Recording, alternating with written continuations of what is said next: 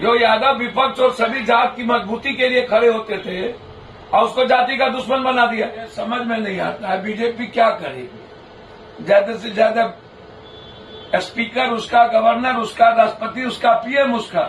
मैं सिर्फ इतना कह सकता हूं, भगवान को जाति में के आधार पर नहीं बांटना चाहिए। और इस देश का सबसे बड़ा ध्वनि प्रदूषण नेता और पॉलिटिकल पार्टी है।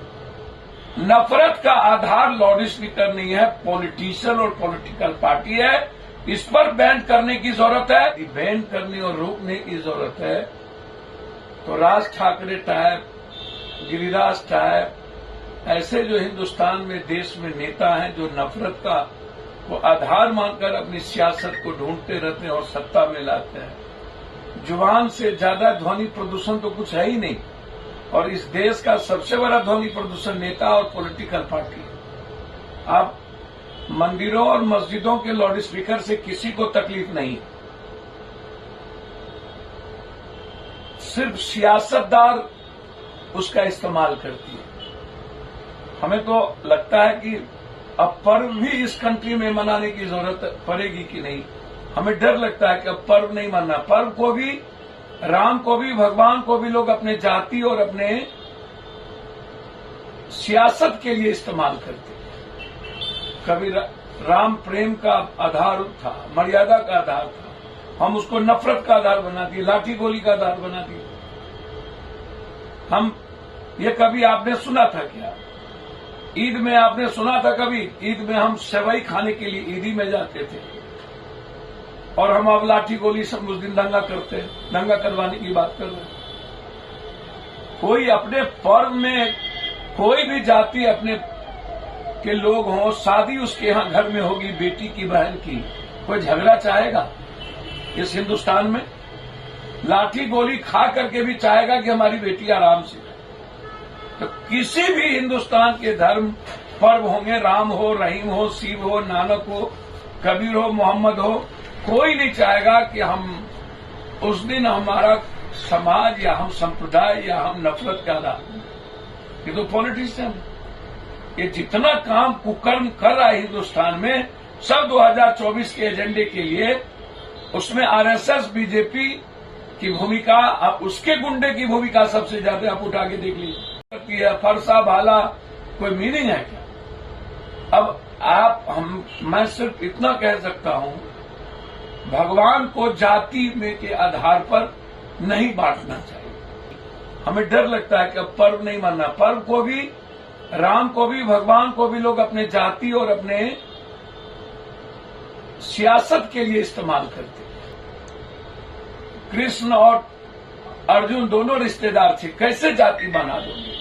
शिव को कौन सी जाति बनाओगे? राम को राजपूत बना दो, भगवान परशुराम जी को ब्राह्मण बना दो। भैया वर्ण व्यवस्था में कहां से भगवान परशुराम जाति हो गए या कृष्ण जाति हो गए? तो ये सब के सब नफरत का आधार लाउड स्पीकर नहीं है, पॉलिटिशियन और पॉलिटिकल पार्टी है। इस पर बैन करने की जरूरत है और ऐसे लोगों को चुनावी लड़ने से, प्रक्रिया से दूर रखने की, इसके लिए कानून बनाने की जरूरत है। बहस लाउड स्पीकर नहीं, बहस पॉलिटिशियन के जुबान पर होनी चाहिए। जो काली जुबान है वह समाज के लिए, देश के लिए, इंसानियत के लिए खतरा बन गई। सर, ये बिहार में मंत्री कह रहे हैं कि लाउड स्पीकर बैन लगेगा और मुख्यमंत्री कहते हैं कि ये बेमतलब। नहीं, कोई बिल्कुल ठीक बोलते हैं कि फालतू बातों में काम करने की बात करनी चाहिए, रोजगार पर चर्चा करनी चाहिए। बिहार के हालात और देश के हालात अच्छे नहीं है, गरीबी पर चर्चा करने की जरूरत है। लाउड स्पीकर, अजान और हनुमान चालीसा, हर व्यक्ति को अपने जीवन जीने का पूरा स्वतंत्रता हो। भारत के लोकतंत्र में हम दूसरों की जिंदगी में दखल ना दें, इसके लिए पॉलिटिकल पार्टी और पॉलिटिशियन को ये बात समझ लेनी चाहिए।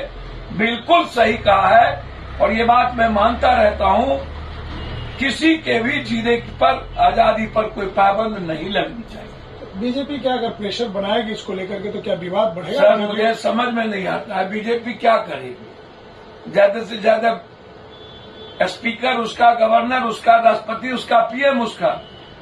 केंद्रीय गृह राज्य मंत्री पे ये आरोप लगाया है कि जातिगत जनगणना को लेकर के उन्होंने लिखित कहा है कि जब बाबू था तो जाति जनगणना क्यों नहीं कर लिया? जब केंद्र में था सब, बीपी सिंह, देवगौड़ा, गुजराल, अब कौन जाति के हैं ये? सबसे ज्यादा यादव का दुश्मन तो इनके परिवार ने ही यादवों को बना दिया, तस्दीर किया। जो यादव विपक्ष और सभी जात की मजबूती के लिए खड़े होते थे और उसको जाति का दुश्मन बना दिया, एजुकेशन से दूर। इनको जाति से क्या लेना देना? जाति का मतलब एक ही परिवार नहीं ना होगा जी, लारा नहीं ना होगा। जाति का मतलब दलित, अत्यंत पिछड़ा, समाज में अगड़ा पिछड़ा सब ना। जाति जनगणना इनको चुनाव के वक्त तो ये बोलते क्यों नहीं है यूपीएससी के सवाल पर, आरक्षण के सवाल पर? अब बिहार विशेष राज्य जाति जनगणना इनके एजेंडे में है, तो सबसे ज्यादा जाति जनगणना का विरोध तो जिसके मंच पर ही गए थे वही कर रहे। तो पहले उनसे पूछ ले, अब तो उनके गुरु हो गए, ये शिष्य हो गए उनके। कल जो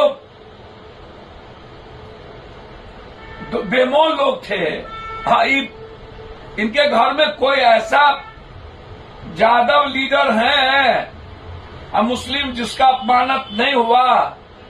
क्या हुआ साबुद्दीन जी का? क्या हुआ उनके परिवार का? क्या हुआ फातमी का, तस्लीमुद्दीन का? क्या हुआ दलित में रमे राम का, अशोक चौधरी का, श्याम रजक का? कौन दलित को इन्होंने सम्मान दिया? कौन यादव? नाम बताइएगा ना।